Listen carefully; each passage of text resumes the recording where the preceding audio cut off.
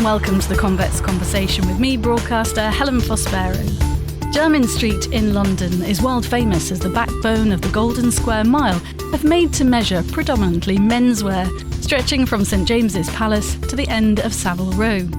Today I'm finding out how Jermyn Street shirt maker Emma Willis MBE came up with the idea of making bespoke shirts for some of the UK's most seriously injured servicemen and women involved in conflicts like Afghanistan, and what difference the care and compassion she puts into every one has made to their lives. Emma spends time with soldiers with life-changing injuries.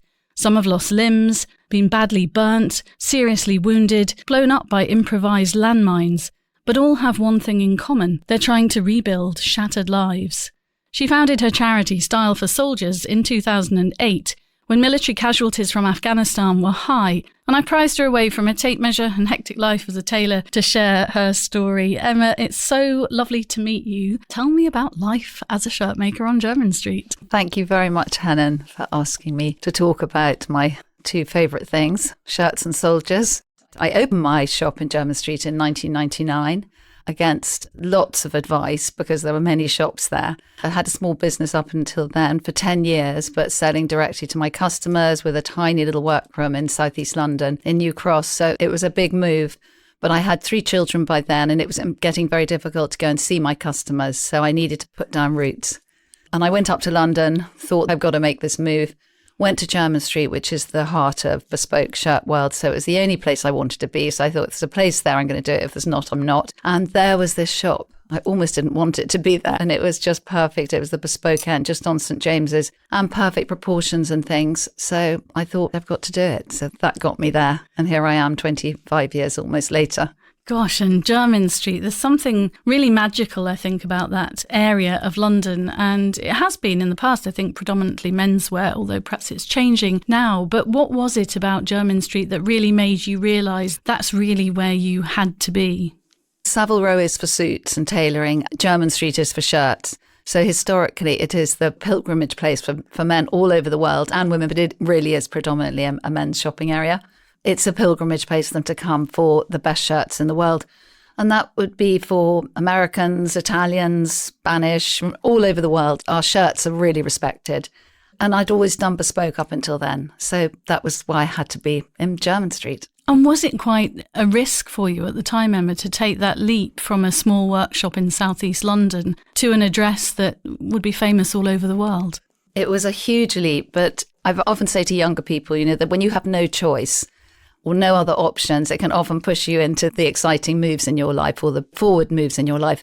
And I either had to give up my business or I had to open a shop, and I had to have a shop in Jermyn Street because it does all your marketing for you. To be in the right place does all your marketing for you. I know that the footfall there of any man all around the world looking for the best shirt, they're going to come there. With my very small marketing machine, my windows were going to do the work for me. So it was a huge move, and it was a very gut feeling. And I did have a 4-page letter from my mother begging me not to do it because my children were 1, 3 and 4 at the time. Oh my goodness. I'm glad you ignored that letter and you did go against your mum's advice there. When it grew and started to become successful, did she ever regret the letter? She saw me in some extremely stressful times when she could definitely have said I should have heeded her letter. So I'm not quite sure who won there. Now it's very peaceful and I'm loving it, but there was certainly some tumultuous times. And your children aren't all under 5 now, which is also helpful too. What got you into that world in the first place, Emma? It was very organic because I loved the arts. So I started studying English at UCL. Then I transferred to the art school there, the Slade, because I saw people wandering around with paintbrushes and I thought, no, that's what I wanted to do. And they kindly gave me a place there. And then actually I joined a band. I was in London. I was singing. I really wasn't deserving my place at the Slade. And after a year, they gave my place to somebody who would warrant it more than me. So I was then out on the street with a rent, with no qualifications. The Evening Standard, where we all found our jobs then, was this selling clothes door to door with a company on commission only. So I joined this company and it was definitely not the direction I'd been hoping to go. But actually it gave me the direction for my career now. And how did that lead you to actually making clothes, making shirts? I worked for this company. It was men's and women's clothes, but in the bag of clothes that we were flogging around Soho in the rain with, the women's clothes were not particularly cutting edge. Then they had some nice men's shirts, just very classic, nice men's shirts. So I asked them if I could just sell the men's shirts in the city. I had lots of friends now going into the city, and at that stage, security was much less tight. They said, fine, do it however you want. And I called up a couple of friends, made an appointment to go and see them. And I went to a boardroom, I think maybe Kit Kat and Egg, and I can't remember the company, before the markets opened, which I didn't even know what that meant at the time. And by 9 o'clock, I was on the bus back to home, and I'd sold 100 shirts. And I could therefore spend the rest of the week singing and painting and doing all the things I like doing. And I just thought to myself, I found a way of making money. But I didn't realise quite how that really was going to be the direction for me. One of the men I sold shirts to had a small company in Soho that was more wholesale. He asked me to join that and help them with the direct selling. So we opened that in Ham Yard, which was not looking like Ham Yard does now with this beautiful hotel. A very grotty office there. I brought in girlfriends and we sold shirts all over the city, and it was a very good little business. And Emma Willis Handmade Shirts, that was called. And then I went on to setting up my own business. It just shows you, doesn't it, sometimes when you take an unexpected turn in life, where that will end up and where that's led you to. It's extraordinary. Yes, and I do speak to young people now and I say, don't worry if you don't know what you're going to do yet. Early 20s, they're panicking, or mid-20s, or even late 20s, because I didn't open the shop until I was 34. And by then, I really did not feel my career had gone in the way I wanted it to. And I was disappointed. None of my dreams really had come true. But when I opened the shop, that really gave validity to what I did. And it was hugely exciting and a huge challenge. And it had a physical presence. And people started to notice it. And then I had something that I could really build on. And is a great pleasure now. And you are a big champion of made in Britain, aren't you? Clothing that's made here, and giving young people an opportunity to get into your trade and learn the skills, many of which, like sewing, would perhaps die out. Yes, it's been a very important part of how I've enjoyed growing the business. When I set up my own business, I started with a small workroom in southeast London, and the pleasure of working with incredibly skilled people and being able to generate the business in order to keep them in their creative work. And I've just had such respect for the beautiful work that they created. And I couldn't proudly sell my shirts without I relied on them completely for their craft and their skill. And of course, they relied on me as well for creating the sales. So it's a very lovely combination. And now with our factory in Gloucester, which is about 32 people, in order to grow, people are very negative about encouraging young people into British manufacturing. But in order to grow, of course, you've got to train young people and encourage young people, because my original team were all my sort of age and they were going to retire. So we've actually been very successfully training young people completely from scratch using our original team. And it's so rewarding. It's an incredibly healthy form of employment, mental health-wise.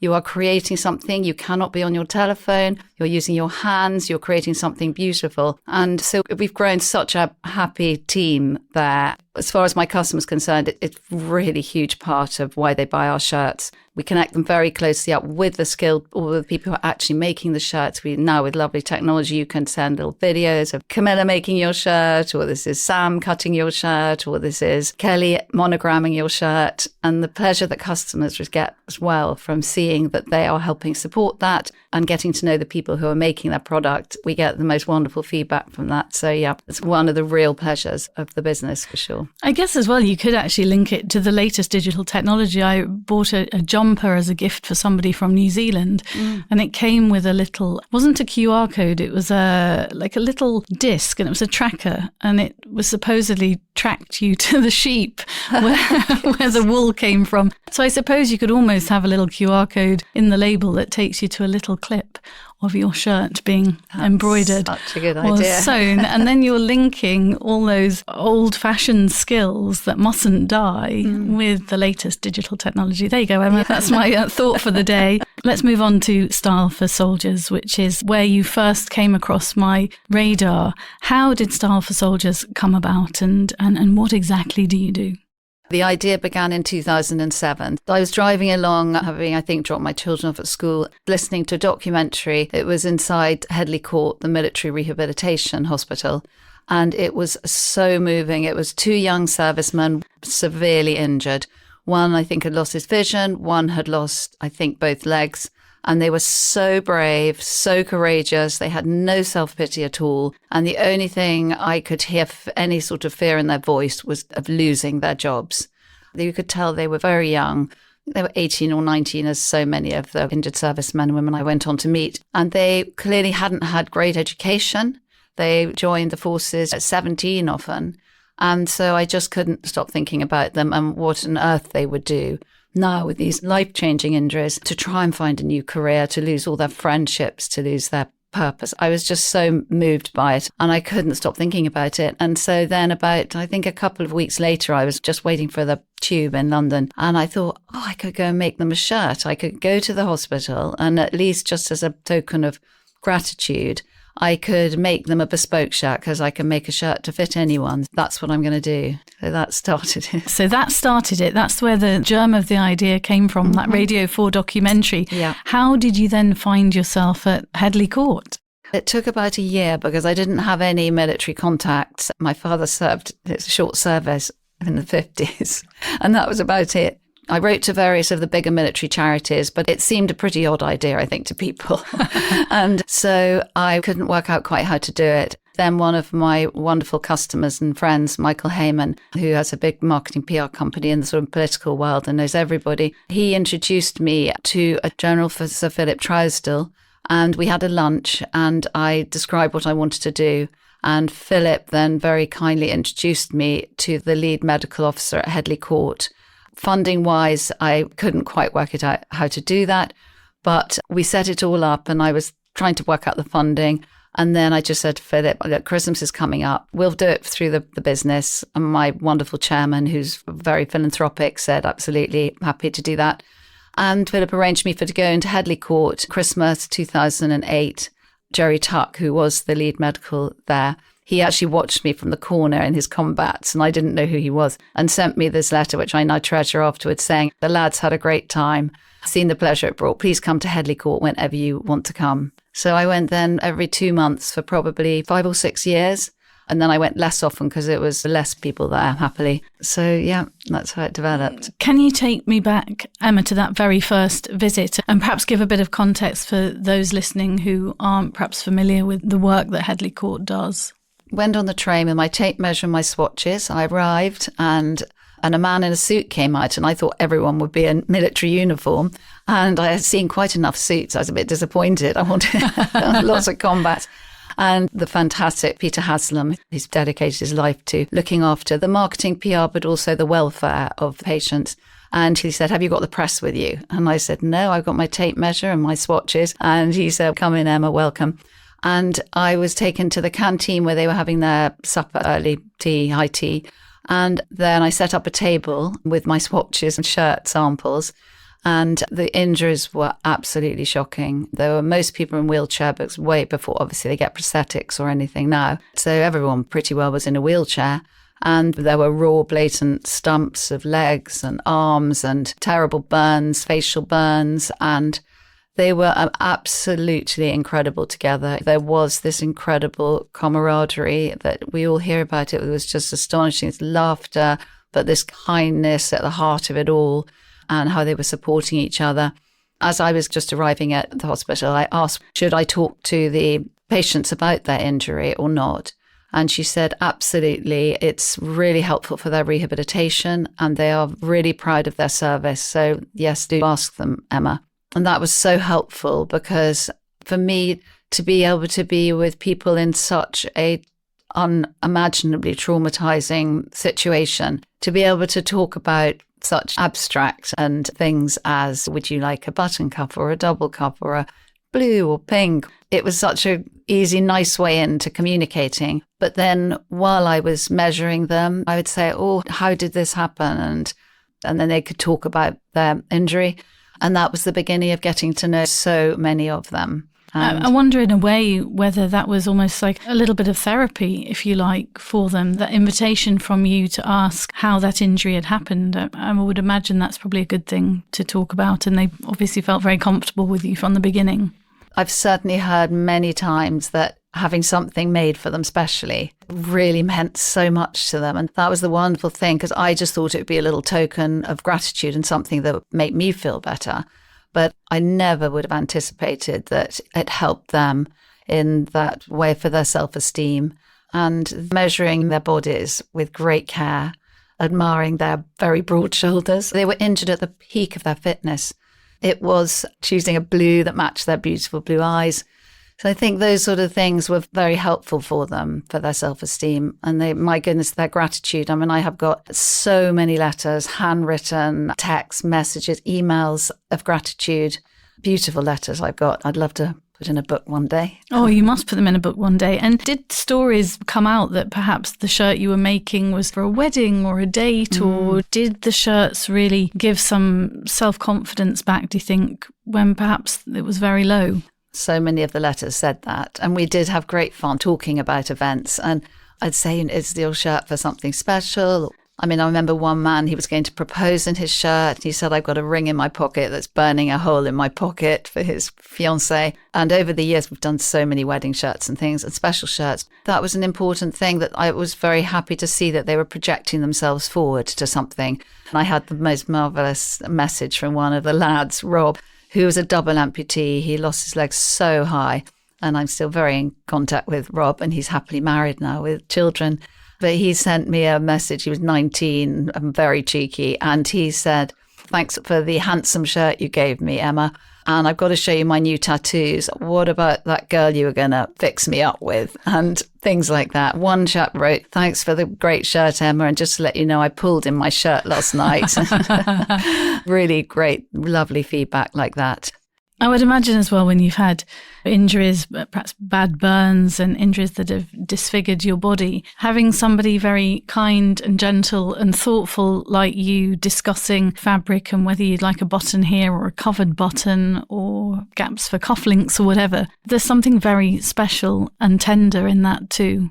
It was a lovely way of talking about their bodies and admiring their bodies and thinking about making them look their best. One of the most meaningful things that I heard in sort of response from one of the injuries I know very well is he said that Emma didn't seem to notice our injuries.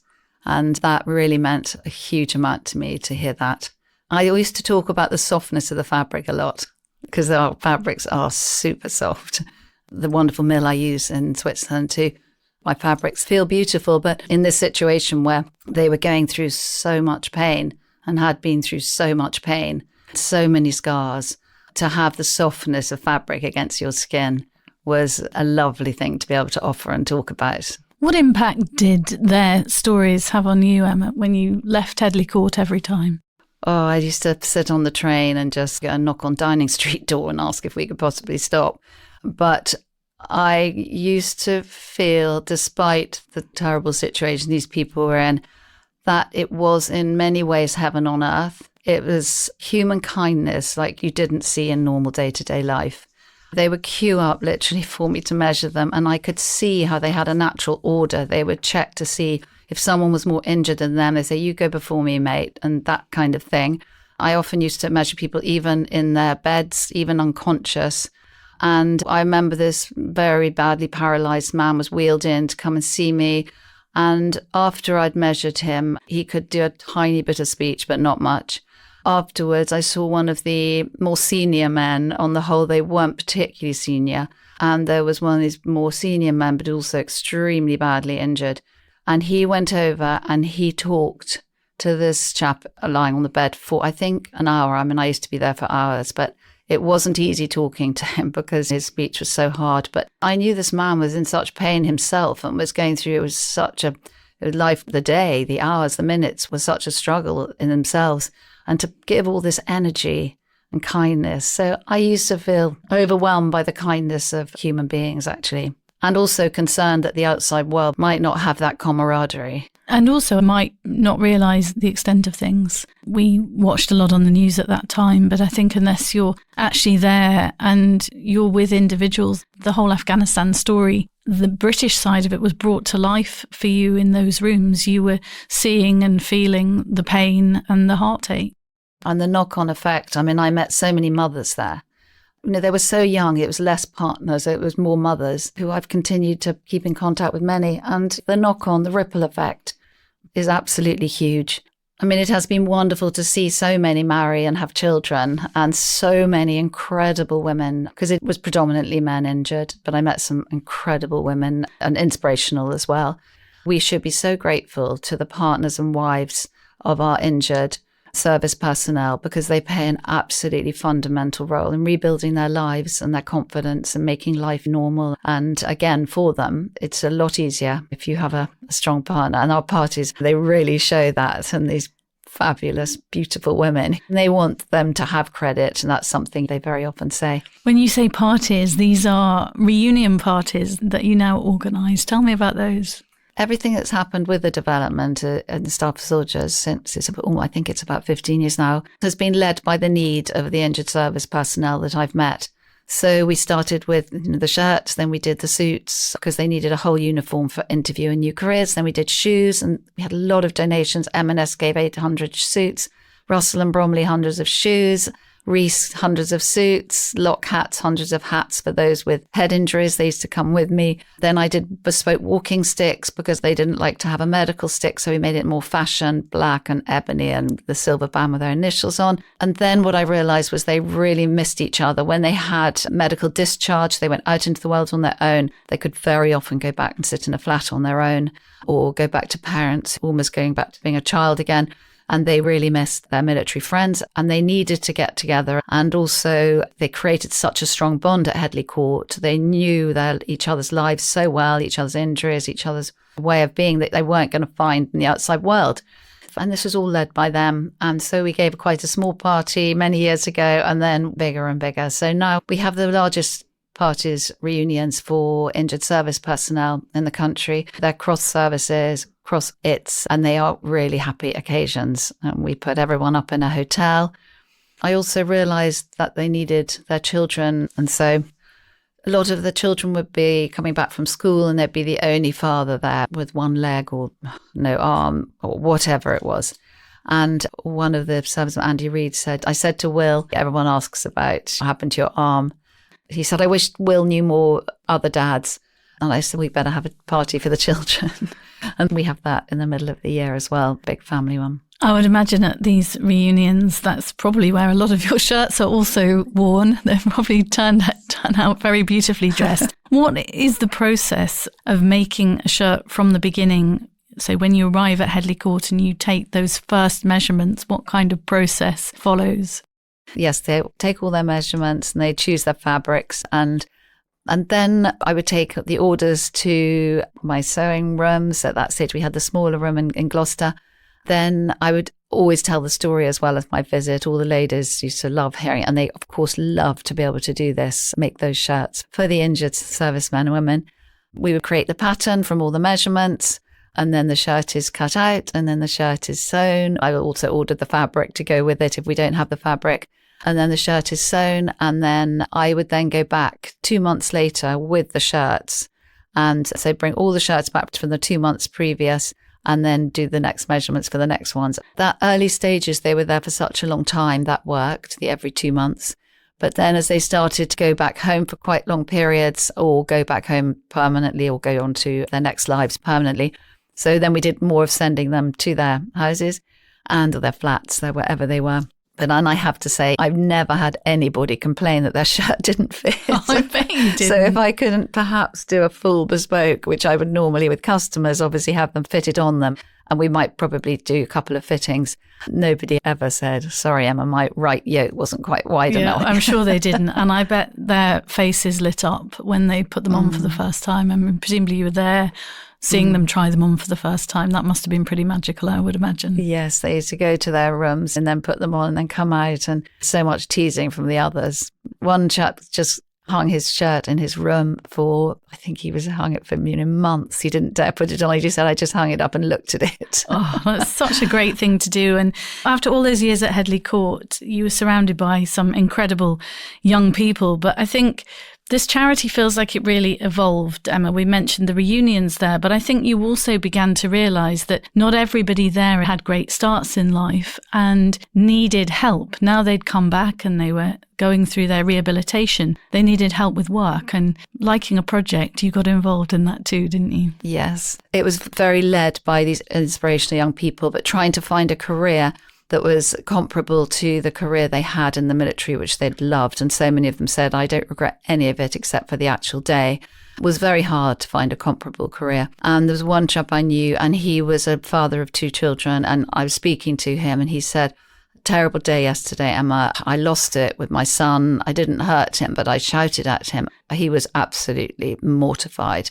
And he said, I just can't stand my job. I'm just mopping floors all day long. And I said, Dave, what would your dream career be? He said, I'd like to be training 7-year-olds in football. My son is mad on football. He was about 7. And he used to also be a physical trainer as well in the military. So I had a great friend who lived nearby, and he was very senior in the football world, and Richard Scudamore. And I rang Richard and said, I have this amazing chap. This is what he would love to do. And he'd been a phenomenal soldier and finding it very hard to find an inspirational new career. Anyway, Richard rang him straight back. And he told me afterwards, he said to his son, look, do you realise who that was on the telephone? His son had no idea. He was too young. But Dave was really excited. And they offered him a part-time at that stage job, training 7-year-olds at Newcastle. His first day training, he said he was running around the pitch with all these 7-year-olds, and he had been quite badly injured, particularly his spine, but he was doing well in his recovery. But he went down, he said, boys on the floor, down on the floor. And they all went on the floor. And then he said, up. And they all jumped up, and he couldn't get up. And they were all saying, get up, old man. Come on, get up, old man. Anyway, he's now full-time career. That was fantastic. He was so wasted in the job he did. He's brilliant with young people. He's a brilliant leader. And he's totally fulfilled now, and he's using his exceptional character to go on and inspire other people.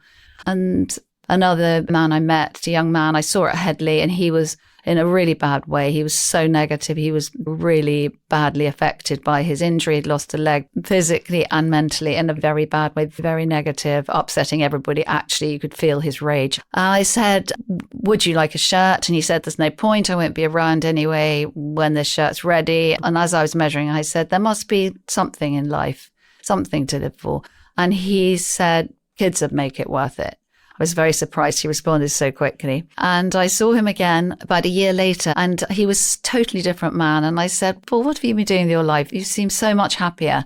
And he said, I've been mentoring naughty kids like myself. And his father was a teacher in the school, and he had been going in volunteering and then had been given a sort of part-time job there. And he was finding it so helpful to him. And you could see it in him. It was so apparent. And clearly he was doing wonderful work with these children. So we sponsored Paul to be a mentor in his father's school because the school couldn't actually afford it. So we sponsored him to do that. And now he's gone on in a career mentoring children. So it was just recognizing incredible young people and trying to link them with the contacts that one has in life, or give them a bit of financial support for a while to bridge them into a new career. And David Mahoney was one of those young people too. Yes, amazing David. So when I measured him at Headley, he said he got an Oswald Boateng suit. I'd like to match the shirt with, and I thought, whoa, this boy's a dandy. He had terrible head injuries, David, and he'd lost a third of his skull, and he had to build himself up again. He had a difficult childhood. He had lived in various housing estates around London, and his mother had moved a lot. And he had to keep going to new schools, and he had struggled as a child, and then decided to join, I think, with TfL. And then he decided to try and join the military. And so David joined the Household Cavalry, and he became an incredibly proud and fantastic member of the Household Cavalry. He'd never touched a horse. He learnt to ride those huge horses. Beautiful images of him riding, looking immaculate in their incredible uniform. And serving the Queen, guarding the Queen, Her Majesty, and he was so proud of his job. And then he suffered this huge injury. It wasn't actually in Afghanistan. It was a taxi hitting him outside his barracks, and he was so lucky to live because he was dragged quite a long time under this taxi. Anyway, he had a phenomenal psychiatrist who volunteered to help him rebuild his brain as well. He had very bad depression. He wouldn't mind me saying he had suicidal tendencies. And David did the most incredible job rebuilding himself. He came to the parties always so smart. I thought he was doing really well. He told me afterwards that was when he was at his most suicidal. He'd walk in the room, he'd head up, he'd go and talk to people. He was so impressive. And I asked David what he would like to do. He was given a job that was fine. It was not too bad, but he can, for his brain, only work part-time. Anyway, I said, what would you like to do most, David? And he said, I really like to use my experience to help mentor people back with serious brain injuries, because it was learning speech, memory, everything again, and certainly also self-esteem, building up confidence. So we set a little group up. One of my wonderful customers and friends gave free, very smart offices in St. James's. Then we advertised to the injured servicemen I knew and women through Headley Court.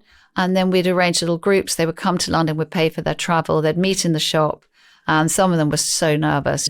They'd given up trying for jobs, or they'd been to so many interviews and not been able to get a job. So this was very much about building your confidence up for interviews and things. Then we would go over to these wonderful offices, David Chaplin's offices. David would then give them a well-being talk with slides and screens and showing his recovery. And it was amazing. We had so many ones saying, I went for an interview and I got my job. And he had a huge impact. And then we worked out how David could do this as a full-time job. And he said what he'd really like to do is mentor young men who had the same kind of upbringing as he did and were very challenged. And so I said, David, I'll sponsor you. We worked out 2 years to get him started, that you've got to find the school, you've got to do everything. This is not a world I have any contacts in or know anything about. And he went to a school in Enfield, which actually has the highest youth crime rate in London. He had a friend who was there, and they took him on as a mentor there at this fantastic St. Ignatius school. And he was given the most at-risk pupils, where he still works now, and this is his job. And he had transformative effect. He's so smart. He really instilled in them self-respect through morning drill and how they're dressed, their ties, their shoes cleaned. He gets through a customer of mine, certainly my business mentor, who I'm deeply inspired by, Sir John Timpson. He gives the Endeavour programme free shoe cleaning kits. He teaches them how to iron their shirts, tie their tie, all the military things that for him gave him self-respect. He mentors them, and their academic achievements have shot up. He's prevented so many young men from being permanent exclusion. And he, even through the pandemic, he continued his mentoring with them. He's created an award statue that he gives to each one. And if you don't measure up to the points, you do not get it. But it's absolutely brilliant. So he calls it the Endeavour programme. And he's now on his own. He's got his own sponsorship and he's doing incredible work. Let's hear from David. One student, as an example, had said initially he came on the programme just because he wanted to get out of class. I fully understand that, because I would have done anything to get out of class.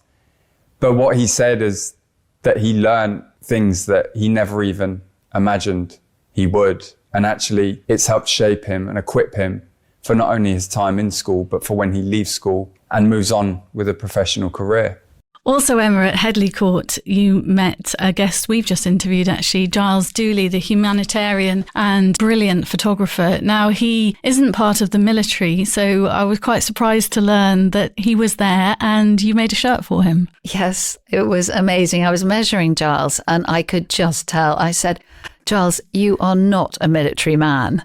And he said, no, he wasn't. He was far from it. And he was from the music business, fashion business, photographer. And then we spoke and he told me the amazing story of how his injury was, for him, the fact that he still had his arm, he could take photographs. And for him, that was the most important thing. And we became friends from then on. And he's been to all our reunions. And he is the most inspirational person. Again, I've had the privilege to meet at that place. He's phenomenal. He's set up his own NGO now. He's busy working in Ukraine at the minute. And as well as still being able to do his photography with the one limb that remained, he lost both legs, one arm. He also has become the most extraordinary one-armed chef, as he calls himself. Yes, he really is the most amazing man. He is so compassionate so brave, so strong, to see how Giles has recovered, to make such a meaningful life. And he uses, again, his injury, his experience, and just gives and gives. And the most loving, phenomenal man, and a brilliant photographer. Did he love his shirt? Yes, it's fun making shirts for Giles. He a little bit more fashion-led for Giles than the military boys. Also, John Cutting is a name that stands out. When I was doing my research on you, Emma, you do a project called Art in the Aftermath. Tell me about John and how he came across your radar. Art in the Aftermath came from seeing the rehabilitation process with so many of these amazing people. And I discovered that a lot of them were turning to the arts just instinctively, having never been interested in English or art or anything at school. I mean, that was completely the opposite from these young people who were more drawn to the military. But they were turning to writing poetry and painting and sculpture, all sorts of creative things they were finding themselves privately was really helping. And actually, David uses that as a big part. It's writing a diary, a journal is a huge part of what he teaches. And I was introduced to a man called John Cutting, who is a sculptor. He has had very bad PTSD. This was actually really started more from when he was much younger, serving in a very violent conflict zone. And he was absolutely haunted. He'd been a brilliant serviceman all his life, but he had finally had to give in to PTSD and had medical discharge. And he had discovered that sculpture was really helping him. He was making mainly with steel and metal. And I was told about John and whether we would involve him in Art in the Aftermath sponsorships, because we sponsored about 6 injured servicemen to be artists and did 3 big exhibitions of their work, and happily have created about 5 careers in the arts now. So John made for our exhibition this incredible horse called Barley Rage, which is all made out of horseshoes. His ability to describe how the horse's head is just rearing and its mouth is open, and it's the way he describes the pain but the power, and how this horse just came out of him. He never plans a sculpture. He said something comes from within me, and he said she had this pile of horseshoes. And the horse just came out of this pile, and it expressed so much how he felt. And he could stand at the exhibition, which we had in Sheffield, which was very apt, being the city of steel as well. He had young people standing around him, children coming out of school. Each day they'd bring more friends. He has these beautiful blue eyes, tears pouring down his face, but while he's talking such uplifting, powerful talk. And he was brilliant. He'd go out on the street and talk to people, but he's really shy up till then. But when he was talking about his art, though, he came out of his shell. And he now talks quite a lot. And anyway, I was given his name by another of the injured servicemen I met at Headley, a triple amputee, incredible man, Andy Reid, said, would you involve him? So when I spoke to John on the telephone the first time he spoke, I mean, he just was so powerful. We spoke for about an hour. Sponsored John, and he's gone on to do an MA. He is a Master of Arts now. And he's also doing incredible inspirational talking. He's the NHS. I've just had a fantastic email from him last week. He's now talking about PTSD for the NHS, even with the staff training, and also obviously directly to people suffering from PTSD and mental health injury. And he's just the most incredible man. And he's so eloquent, so articulate. It would have been such a waste. The world would have been deprived of such a sort of man who can be such medicine, such sort of mental medicine for people, with his eloquence that would have been hidden in this shell, but art brought it out of him. And what a contrast to the early days of his service. He completed back-to-back tours, I think, of Northern Ireland, didn't he, during the height of the Troubles back in the 70s. So the contrast to the scenes he must have witnessed in those days, and to find himself sculpting now is truly wonderful. And it's great to hear that also the NHS have found him as well, and that are open to involve people like John, because his voice will be so important in modern day conflict too, won't it? It will. And they have got this wonderful programme that we've been very involved in and partnered with the NHS Opera Store, which is the veteran care. Now, it's all veterans, but they obviously as well very much concentrating on the severely injured and PTSD, which is one of the hardest impacts of serving. When you look back, Emma, to the documentary you listened to on Radio 4, do you ever marvel at all the different incredible people you've met and the opportunities you've managed to create for these injured servicemen and servicewomen. And it all came from turning the radio on that day and actually thinking, I'm going to do something. Yes, I cannot imagine if I hadn't heard that programme. My life would have been a lot less interesting. You're also involved in another charity, is it Lord G? Through contacts you've made through all of this work. Yes, so another amazing young man.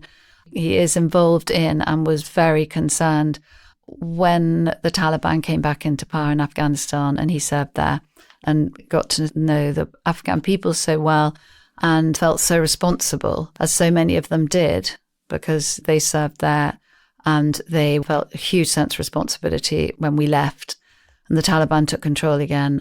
And so particularly was noticing that the legal professional, particularly women who were probably the first to arrive here, it was going to be very hard for them to re-establish careers here. And so asked me if I'd help with contacts in the legal world through my business and to link them up with career possibilities. This young man is irresistible, as is his wife. They're an incredible pair.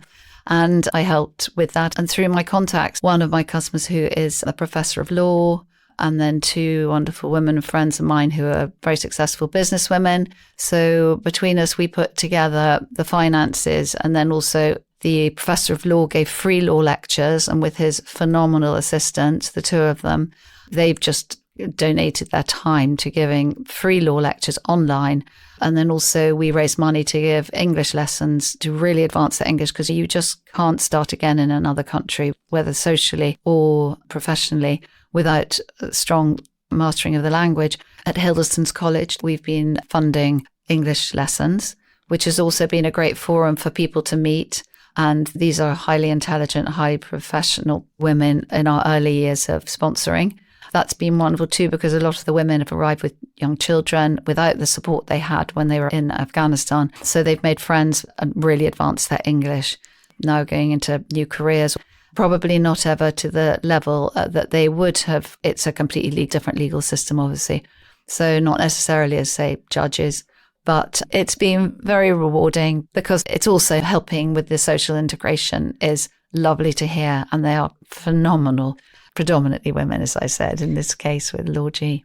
It's been such a pleasure to meet you, Emma. You've left me a little bit in awe, really. The stories that you've just told are incredible, and I hope for many years you'll carry on doing this extraordinary work. It feels like it's going to need you, and it's just going to carry on growing through different generations of the soldiers you've helped. It's remarkable. Thank you. Well, thank you very much, Helen, too. You've been listening to bespoke shirt maker and Style for Soldiers founder Emma Willis MBE, talking about her work and critically injured soldiers who are rebuilding their lives. Don't forget you can download and subscribe to our series at convex.podbean.com or search The Convex Conversation on Spotify, Apple Podcasts or wherever you listen to yours. I'll be back next week with another great guest. Join me then.